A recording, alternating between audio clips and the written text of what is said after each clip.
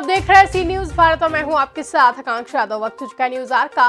रुक करेंगे इस वक्त की बड़ी खबर की तरफ, जहां बलरामपुर के तुलसीपुर नगर में स्थित 5 शौचालय अपनी कहानी बयां कर रहे हैं। बता दें, मुख्यमंत्री के द्वारा देवीपाटन तुलसीपुर में किस प्रकार से विकास हो रहा है ये सामने आया है, जहां लाखों रुपए की लागत से लगाए गए शौचालय बनवाए जाते हैं, लेकिन उनके रखरखाव और देखभाल का जिम्मा कोई भी नहीं लेता है।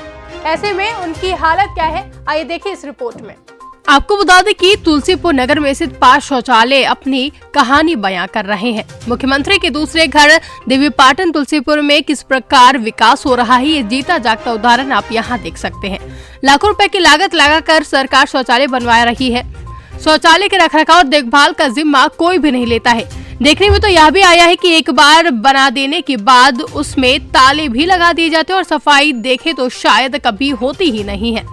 आपको ले चलते हैं पहले शौचालय सामुदायिक स्वास्थ्य केंद्र तुलसीपुर में, जहां नगर पंचायत के द्वारा शौचालय बनाया गया है, लेकिन वहां साफ सफाई नहीं होती है और न ही कभी खुलता है।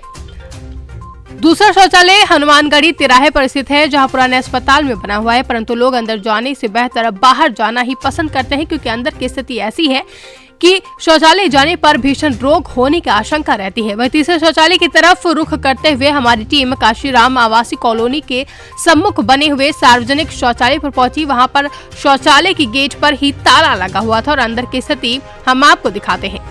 चौथा शौचालय तुलसीपुर नगर के बाहर स्थित काटगढ़ मोहल्ले, जो कि काशीराम कॉलोनी के निकट ही है, वहां पर रखा भूसा और बंद पड़े शौचालय अपनी कहानी खुद बयां कर रहे हैं।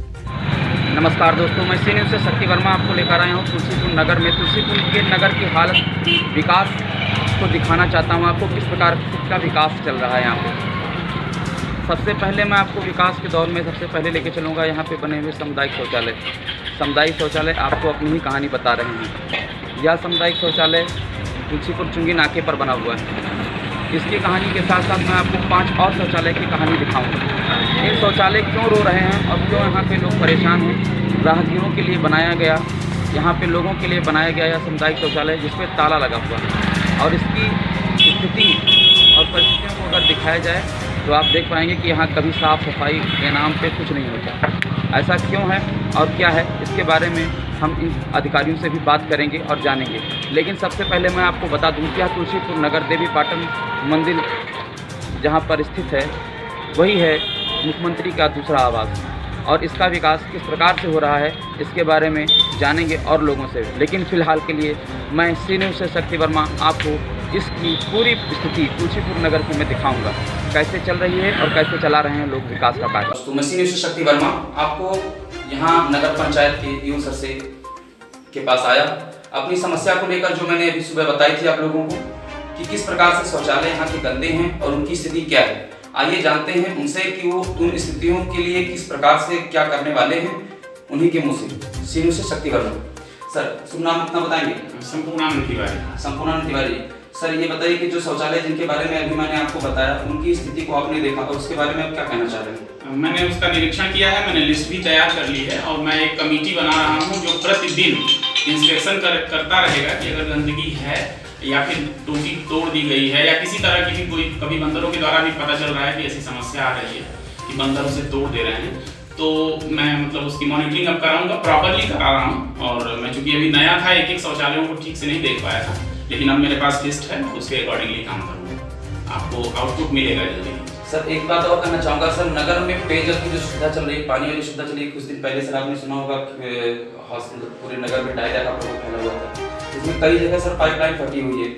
इसके बारे में कई बार सूचना भी मिली है और सूचना आती भी रहती है। अभी कुछ दिन हाल ही में जो है लाल चौराहे वाला पाइपलाइन जो फटा था वो सही कराया गया, सही कराया जा रहा था, हो गया ना सर। और उन सब बातों में कहना चाहूँगा कि पेयजल की सुविधा जो है हमारे पास, जो हमारे टैंक बने हुए हैं, उनकी सफाई थोड़ी सी काफ़ी समय से लग रहा है टैंक की नहीं हुई है, उसके बारे में क्या कहना चाहिए? सफाई रूटीन लगभग 1 साल पे होती है और वो कराई भी गई थी और कराई जाएगी पुनः। और मेरे आने के बाद मैंने रजिस्टर में चेक भी करवाया है।